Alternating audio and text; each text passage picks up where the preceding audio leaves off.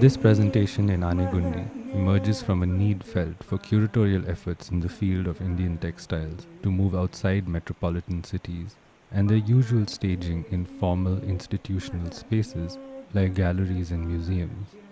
It asks of the relevance of material archives to inspire creative makers as well as viewers with general interests in sites of historical significance where artistic thrusts from a distant past inform cultural and economic life today. At a time when such saris and drapes are primarily defined through the areas of their manufacture in the current states of India, the exhibition is explored through 9 themes which go beyond highlighting distinct aesthetic technical aspects which are common to broader geographies. These themes are the use of fibers in their undyed form or kora, the color red, ikat, stripes and checks, metallic brocades of the Deccan and South India, metallic brocades of the Deccan and Gujarat, traditions of Varanasi handlooms in 2 parts, and global influences. The title of this exhibition is inspired by the English translation of a verse from Muttola Yiram, an anthology of poems in the classical Tamil, which sings praise of 3 monarchs, one each from the Pandyan, Chola, and Chera dynasties.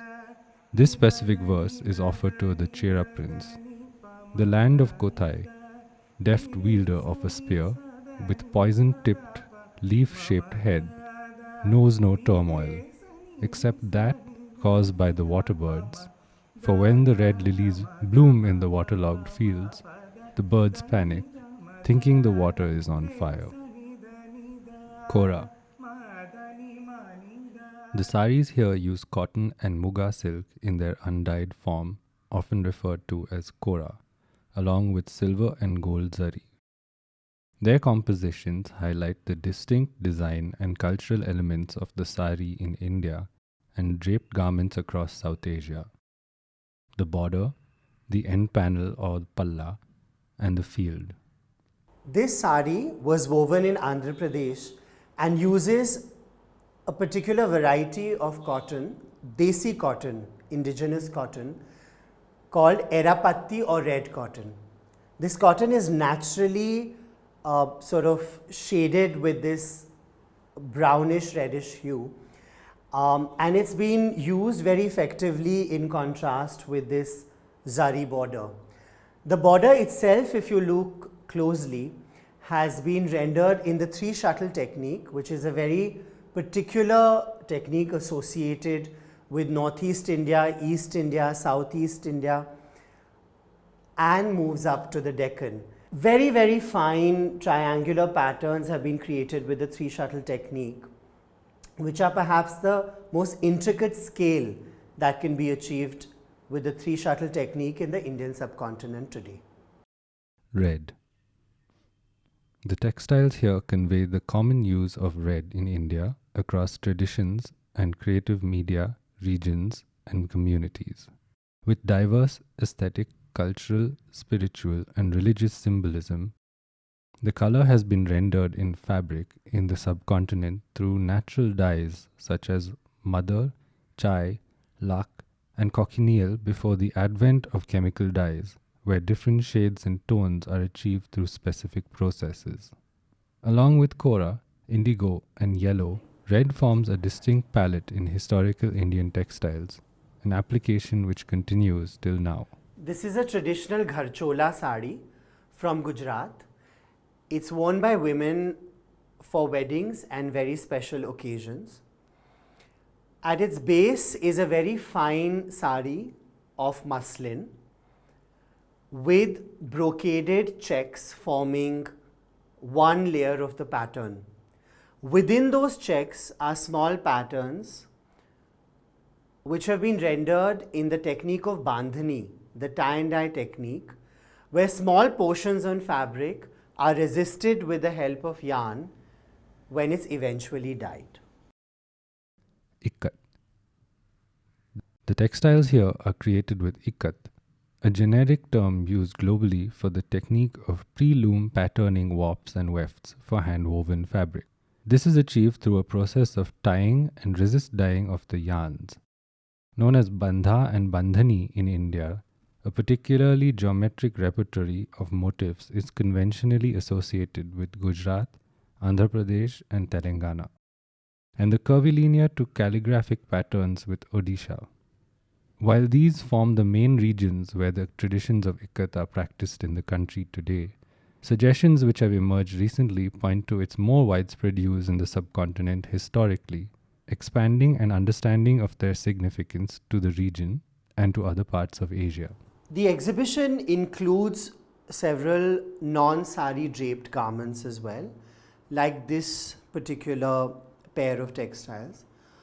These are sarongs, the patola from Gujarat, which were produced in Patan, and in the 19th century were exported from Gujarat to Indonesia and other islands of Southeast Asia, where they were stored as heirloom textiles and used in shrines.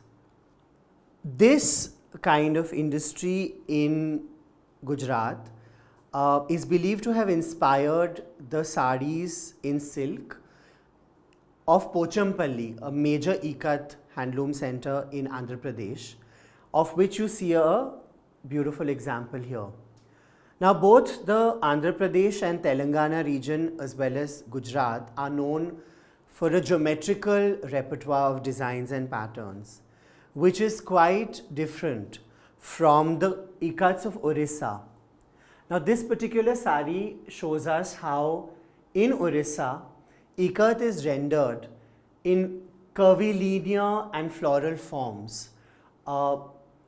Many of them are, motives of animals, some of them are of religious icons and symbols. And together, Gujarat, Andhra Pradesh, Telangana and Orissa comprise the main ikat centers of handlooms in India. Stripes and checks. The textiles here form a distinct feature of Deccan and Peninsular India, that of patterning with stripes and checks. This region includes the states of Madhya Pradesh, Maharashtra, Karnataka, Andhra Pradesh, Telangana and Tamil Nadu. Such patterns are shared to some extent with textiles in other parts of the country, from the northeast to the west, as well as countries of South Asia. Requiring special effort in the warping of yarns on the loom and insertion of wefts, achieving a successful play of colors and scale in such design layouts are a skill fast disappearing in Indian handlooms. They may offer to creative practitioners of today the possibilities of emerging new directions in Indian fabric for markets at home and abroad. This design layout is called the Mobagam, and it's a distinct composition associated with the Kanchipuram silk handloom industry in Tamil Nadu. Using the three shuttle technique, which we earlier briefly discussed, this layout renders the sari with three almost equal panels of distinct colors. Metallic brocades of the Deccan and South India.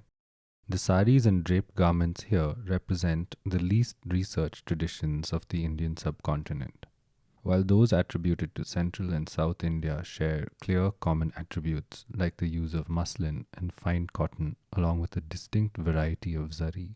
They equally show connections to features of handloom cloth in the western and northern parts of the country through a decorative repertory of motifs in Gujarat and Varanasi, which are drawn from nature.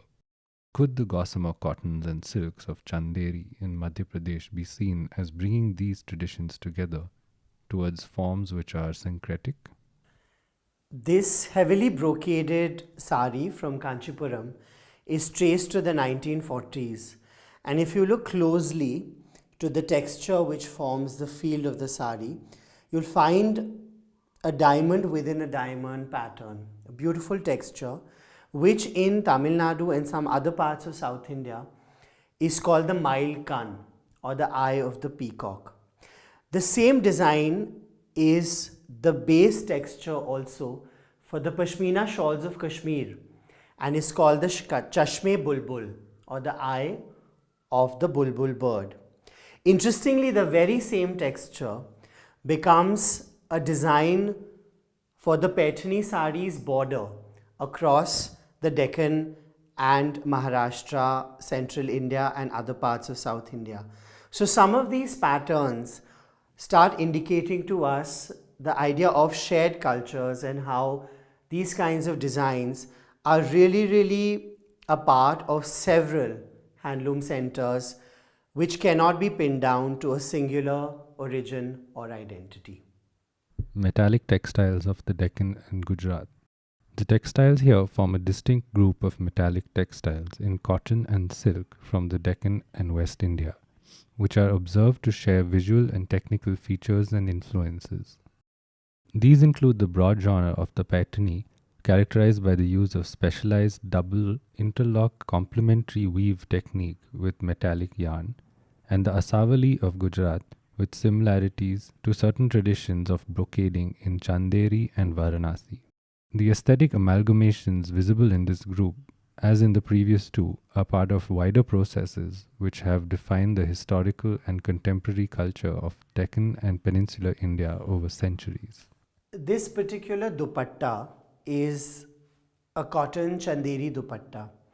Today, Chanderi is known for a particular variety of fabric which uses both cotton and silk, but its origins are believed to be in the production of very fine cotton muslin. What this piece also takes us to is the lesser known histories of cotton muslin in the Deccan and South India itself, which has for a very long time been dominated by the history of muslin and cotton in Bengal in India. Varanasi 1 and 2. The textiles here are created in Varanasi, with techniques typically associated with its many traditions of hand weaving. The first group includes those which have been acquired from families in South India and Bengal, showing how the handloom center's products reached wide markets beyond the north. The second reveals how a diverse range of influences from the outside in turn have been assimilated into those very handlooms of Varanasi themselves. Together they convey the fascinating nature of one of the country's most prolific brocading ecologies, constantly evolving and responding to new stimuli while retaining its core visual material features. Now, the three sarees that you see here represent a very interesting phase in the history of Banaras handlooms. From the late 19th century to around the mid 20th century, we see how Banaras handlooms was absorbing influences from European design sources as well as Chinese. And together they started representing this kind of a repertoire, sort of chinoiserie, where Oriental influences along with European sort of come together. We think of Indian handlooms often as static, as incapable of design innovation, and some of these sarees actually point to us from 100 years back how Indian handloom centers have always absorbed contemporary influences and amalgamated them into their design repertoire. Influences beyond. The textiles here demonstrate that a global dialogue of design influences seen previously was also reflected in regions other than Varanasi towards the late 19th to mid 20th centuries. In turn, Indian motifs and patterns were replicated on mill-made cloth in Europe. This group further reflects two prominent aspects of Indian handmade fabric's role in the colonial period: the assimilation of European aesthetic influences beyond the British and Khadi movement as part of Indian nationalism, eventually leading to its very own subversion. These processes were a part of broader cultural developments within which also rose the Navi sari, the most common form of the drape in India today. This sari is a baluchari, and it's the last sari of the exhibition. Now, these kinds of balucharis were known to have been produced till the late 19th century in Bengal in a very fine silk. And perhaps the only historical sari that we have in India where the master weaver actually signed his name in the woven technique. The name of this master weaver is Dubraj Das, and at a time where we think of the sari as craft, this sari from 100 years back sort of tells us about the aspiration of the master weaver to be acknowledged as an artist in his own right. I'm going to take you through the main 3 steps that we follow at our studio at Bangalore before we get a textile ready for display. So the first step that we follow is handling and storage. So we use Melinex to roll out the sari and also to roll it back because it doesn't create friction against a tabletop or another surface. We use Tyvek as an outer wrap to protect it from dust and dirt, and also it prevents insects from coming in while we have it under storage. We have the 2 main rollers that we use for storage. For display, it's a different material and a different diameter. But for storage, we use a cotton roller for a cotton sari and a silk roller for a silk sari. So the diameter here that we use is about 2 inches, and if you go higher, it's better, so it causes less stress on the textile. We also use acid-free paper while we layer the textiles for rolling, because then it prevents stains and dust from repeating on the other layers of the saris. With this, we move on to documentation and research before we get on to the main conservation process. We have used a pick glass before, but now we've moved into an advanced technology with the use of a dynolite, which is a digital microscope.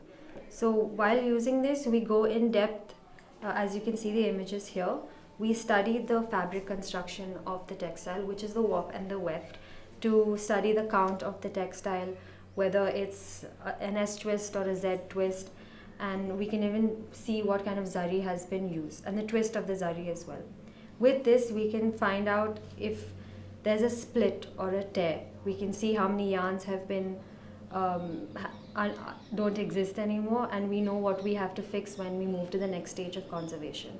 We also have a data logger, which we put in through the drawers of our storage area, and that basically records the humidity levels, the temperature levels of the surrounding areas in our office. The next stage is condition mapping. After documentation like this, we document the skeleton of a textile and we mark out areas using legends that refer to different types of damages. We have stains, we have splits, we have insect infestation, we have adhesive stains, ink stains, and so on. And then there are different tools that we use for those particular stains as well. We use latex-free sponges to pick up dust and dirt, and this is done by gently dabbing the textile and picking it up very slowly, as it's a very slow process if it's a very old textile. We also use entomological pins, which are very thin in nature, and this is mainly used for flattening if the sari and the textile has very hard creases. Because of the nature and the age of the textile, we use needles such as this that won't create a hole, an unnecessary hole in the sari.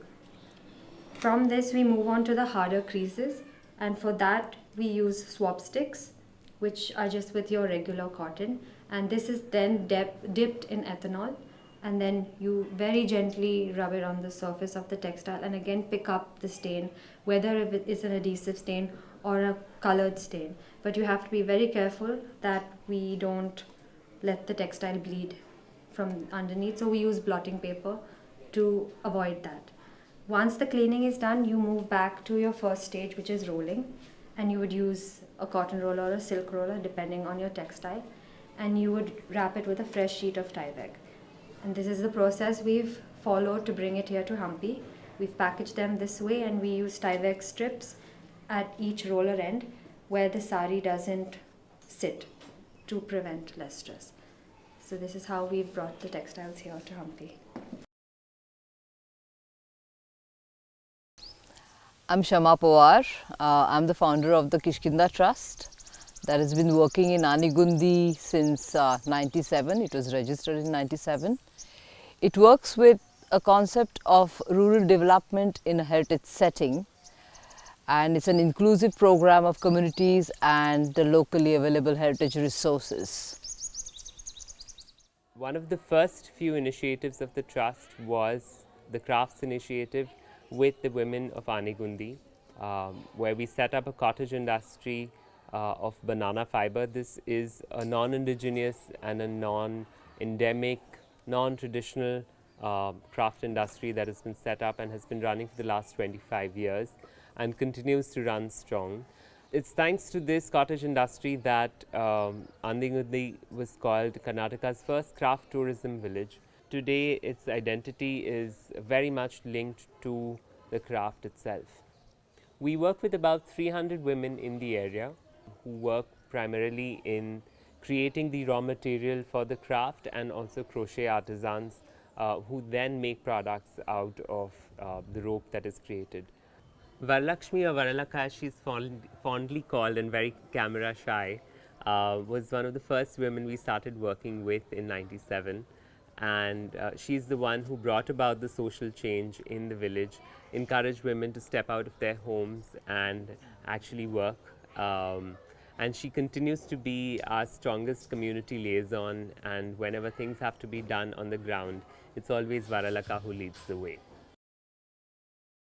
Throughout TKT's existence, we have always used old houses for various incubations, and whether it was our office, whether it was a cottage industry, whether it was a handloom. In fact, we had handlooms in the village, and our village library. We did rural tourism where we set up these incubators and hosting visitors in village houses. It's something very, very dear to us to use these village homes, because I believe that there is a scale and character to this settlement because of these homes. And when we were discovered by the Registry of Sarees, and Ahalya saw some of our projects, she was very, very interested in exhibiting her beautiful sari collection in one of our homes and some of our homes. And so it falls right in line with what we have always been doing. Urama House gets its name from the deity Urama. Urama is a culmination of two words, Uru and Amma. Uru meaning a village and Amma meaning mother or a goddess. Here's the shrine of Urama, which is right outside the Urama House in the veranda itself. The shrine makes the space a sort of a semi-private, semi-public space, because we allow devotees to still offer prayers over here. And every year during Diwali, there is a small celebration that happens here within this veranda. Responsible tourism is one of the initiatives of the Kishkinda Trust, and Urama is the responsible tourism arm that provides spaces and experiences to guests visiting Anegundi. It was essential to create experiences or spaces that were authentic within the Anegundi settlement in order to support the crafts initiative that we work with women in the village. Urama House was built in 2007 on the foundations of a much older house as a part of the responsible tourism initiative of the Kishkinda Trust. The house was built to actually accommodate guests visiting Anegundi and for them to have an authentic place to live and experience the village itself. And therefore, it's been built in a way that it provides a traveler a home, and that too an authentic home to live in terms of not just the architectural style, but also the service and an experience that one might have over here. Amidst the architectural features are these stone steps that jut out from the walls, which are typical of North Karnataka, and wooden pillars on stone plinths that support the roofs.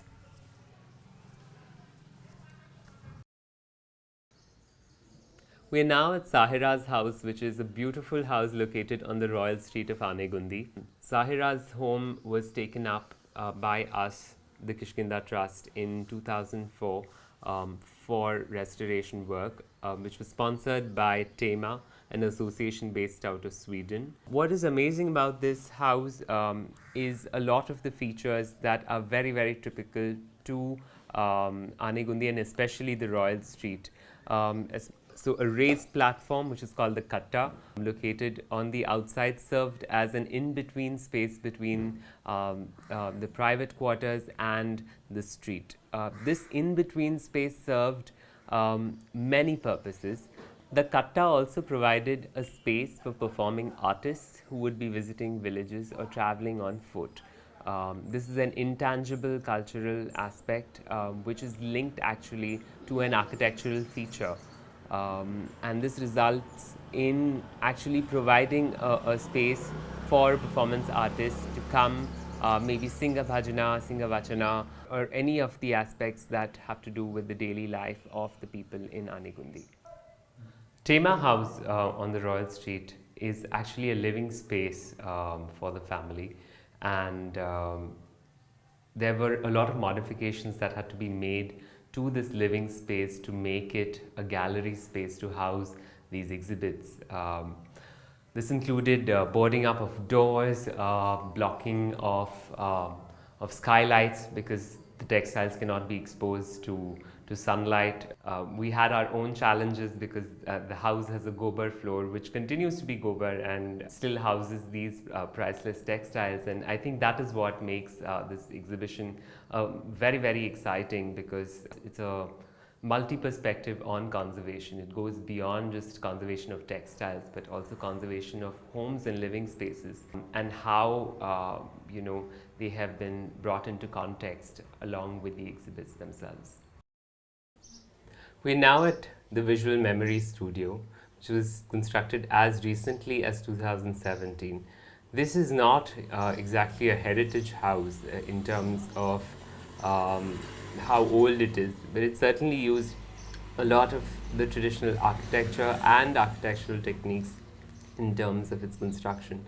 Be it the kunbis, which are an architectural feature, which is a rounded edge located on top of the building, or the carved wooden doors, or the stone staircase that juts out from the wall itself, or an inner small courtyard that has been created. This also serves as a living space for tourists who visit Anegundi and hopes to deliver an authentic experience to their stay.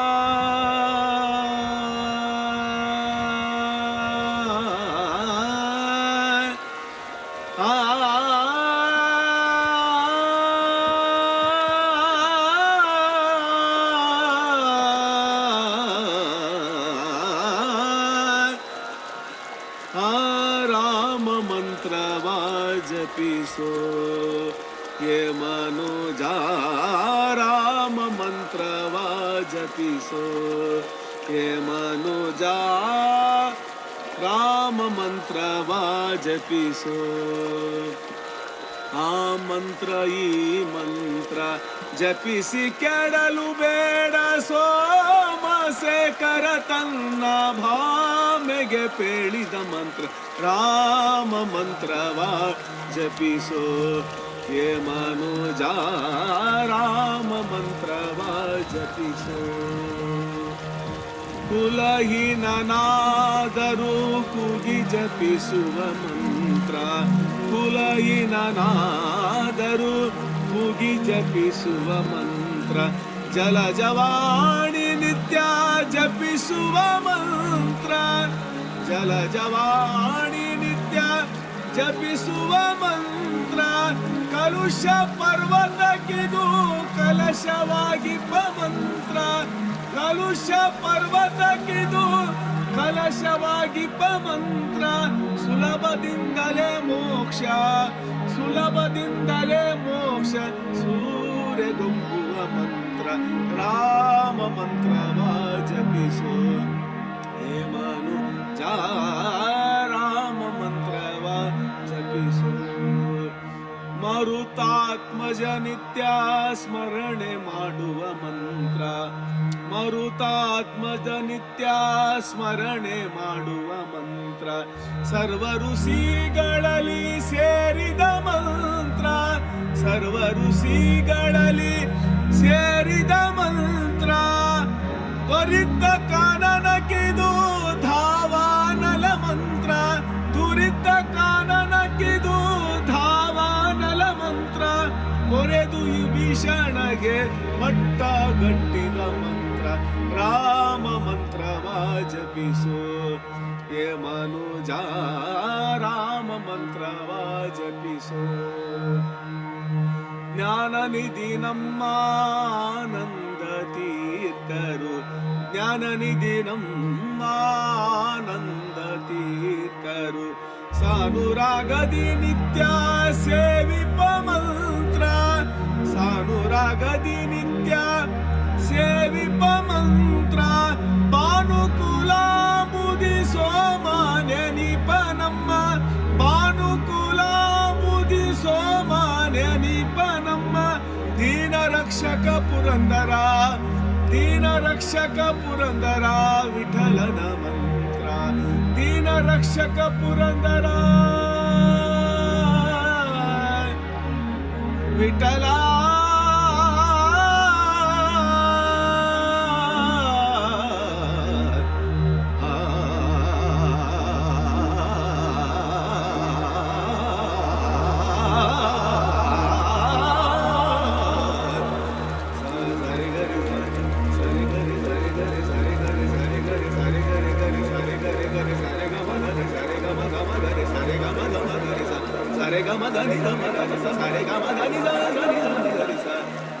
Rama ಮಂತ್ರವ ಜಪಿಸೋ hey Manuja, Rama ಮಂತ್ರವ ಜಪಿಸೋ.